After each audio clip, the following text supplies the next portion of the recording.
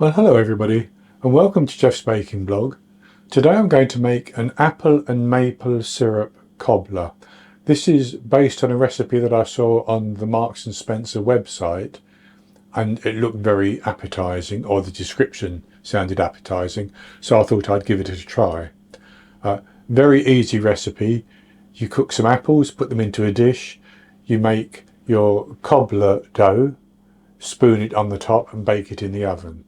So I'll go on to the ingredients, and here I have two types of apple.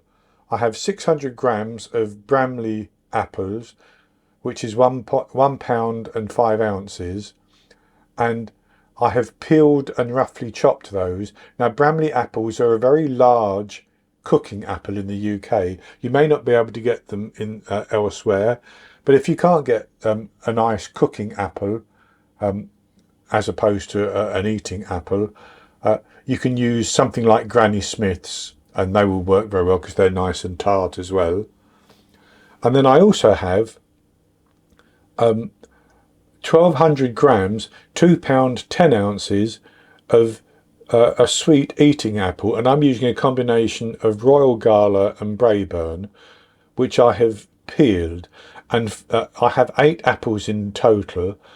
I've taken 4 of them and cut them into halves like that, and the other 4 I have cut into 8 pieces like that, 8 wedges.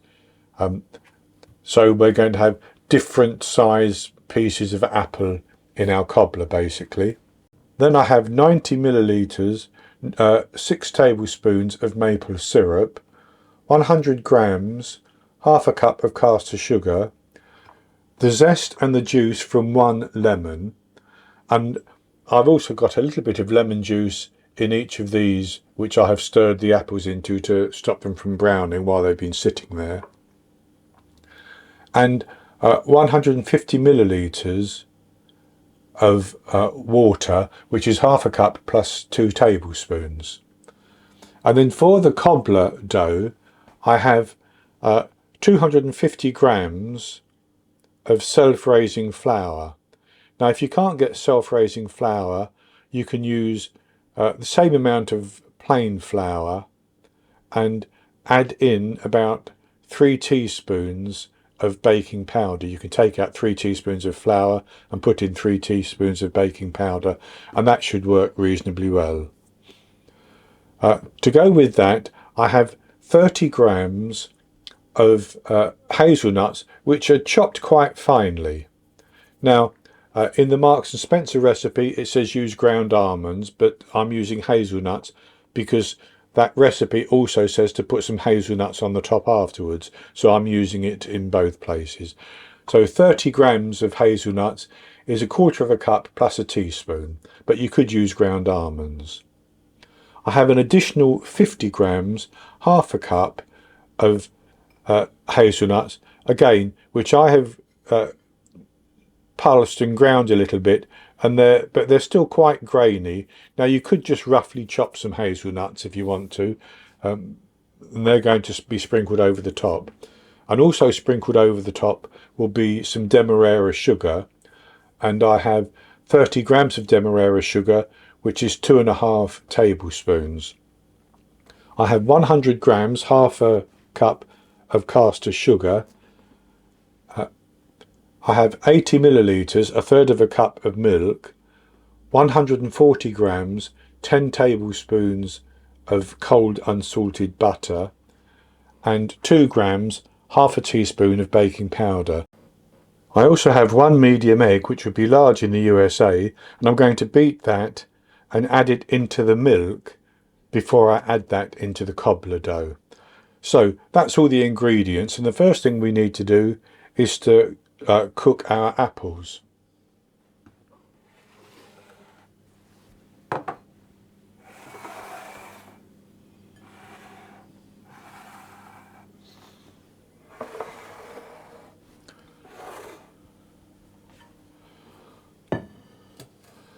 And to cook the apples, I'm going to put them into a pan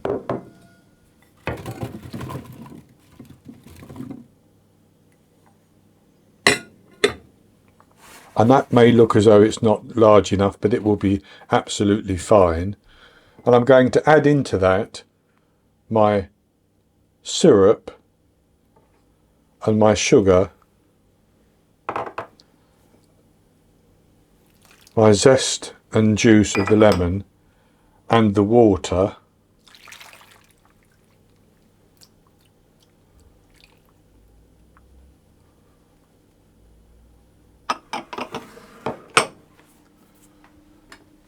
And I'm going to give those a little bit of a stir. I don't need to stir them very much.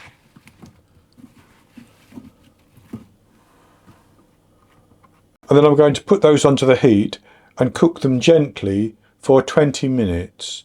And I'll give them a stir as I cook them from time to time.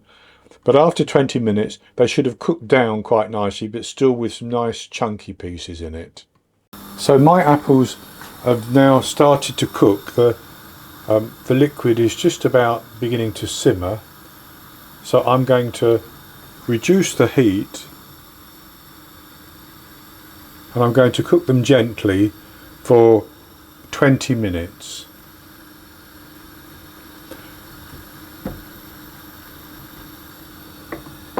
And I'm going to cover them as I do that, and then I will stir them from time to time. So my apples have been cooking for 20 minutes, and as you can see, they've softened, and some of them have gone very mushy, and others have stayed in large pieces, and that's what I want.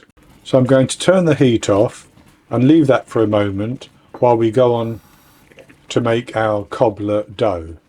And as we make the dough, I'm going to preheat my oven to 200 degrees Celsius, 180 Celsius with a fan, 390 Fahrenheit. And I have a large or a deep 9-inch oven-proof dish here, which I can put my apples into. So you need a dish about that size, I think. You put the apples in, and then the cobbler mixture will go on the top. So we'll go on and we'll make the cobbler mixture now. And to make the cobbler mixture, I'm going to put my hazelnuts, my baking powder, that's the 30 grams of hazelnuts or ground almonds, into the flour and the sugar. I'm going to give those just a little bit of a stir around.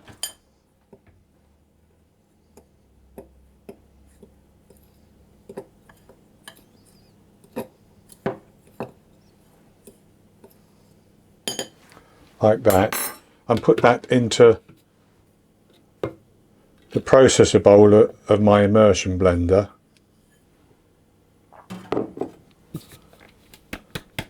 And then I'm going to put the cold butter in as well. And I'm going to process that, or pulse it, until it turns into a breadcrumb-like mixture.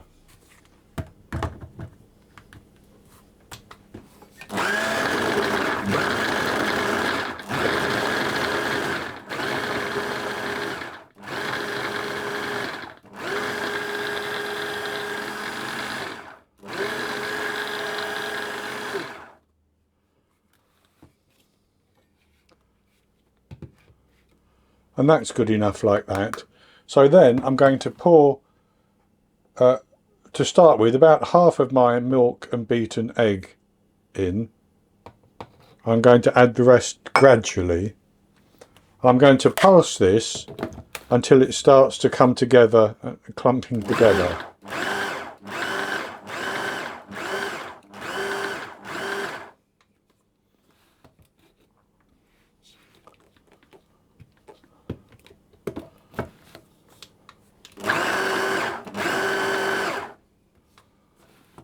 And I'll add a little drop more, holding back some.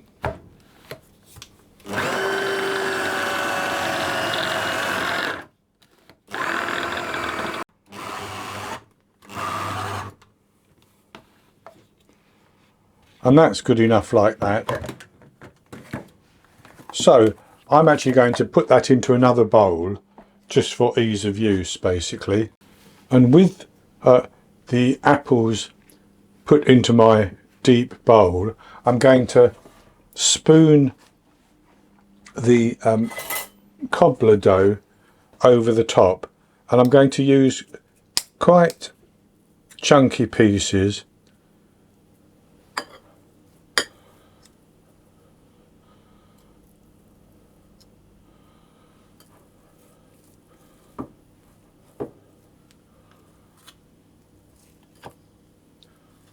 And the original recipe says 8 chunks, but I'll do as many as looks appropriate to cover my bowl, or it won't cover it entirely.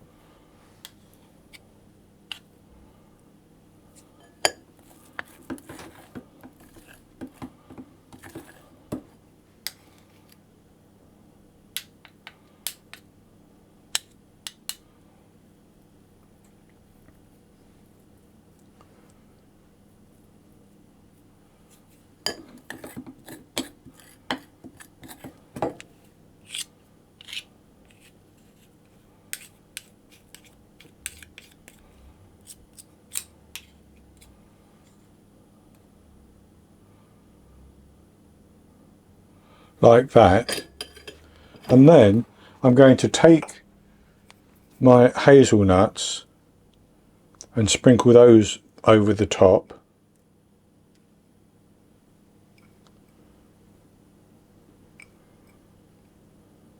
Like that. And then the demerara sugar as well. Like that. And I'm going to put that into the oven, and I'm going to bake it for about 35 minutes until the cobbler has puffed up nicely and browned over the top. And once it has puffed up and browned, I will take it out of the oven and leave it to cool a little bit before I come back and show you the results, and we'll have a taste. I baked my apple and maple syrup cobbler for 35 minutes. I did stand it on a baking tray before I put it into the oven, and that was just in case any of the juices overflowed and the baking tray would catch them, and that's actually what happened, just a little bit. So after 35 minutes it had risen up and it browned nicely on top, so I took it out of the oven, and it's now actually been out of the oven probably for about an hour, but it's still very hot, but it's ready to have a taste. So I'll have a taste of it now, and this is what it looks like. And I'm just going to try to take a portion out. I'll take the crumb out first, I think, the cobbler, and then I'll get some apple. And as you can see, the apple is still chunky in places, as I said it ought to be. That's rather a large portion.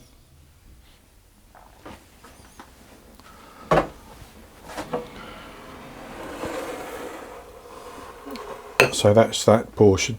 And I actually have some custard, which I'm going to just spoon over as well. The Marks and Spencer's recipe suggests using ice cream, but I think custard goes so well with apples that that's what I'm going to have.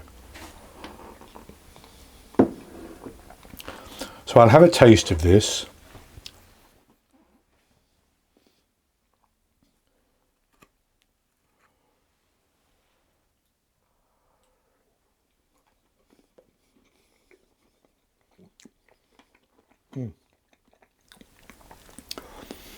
Very, very nice.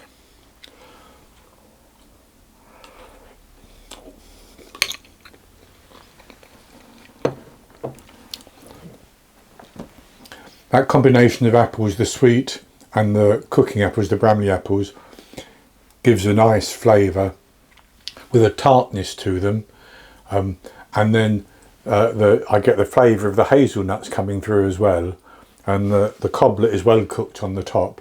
So it's a very, very simple recipe, and I ought to stress you don't need to use as many apples as I did. You could do this in a shallower pan, use the same amount of cobbler, but even half the apples would still give a good serving for up to 8 people, I think. So that's going to be it for this recipe. I hope you've enjoyed it, and if you have, please give me the thumbs up below and click to subscribe to my YouTube channel. In the top right hand corner of the screen there'll be an eye that you can click on, and that will take you to a link for the recipe, and I'll put a link below the video as well. And I'll be back with another recipe in the very near future. So until then, happy baking.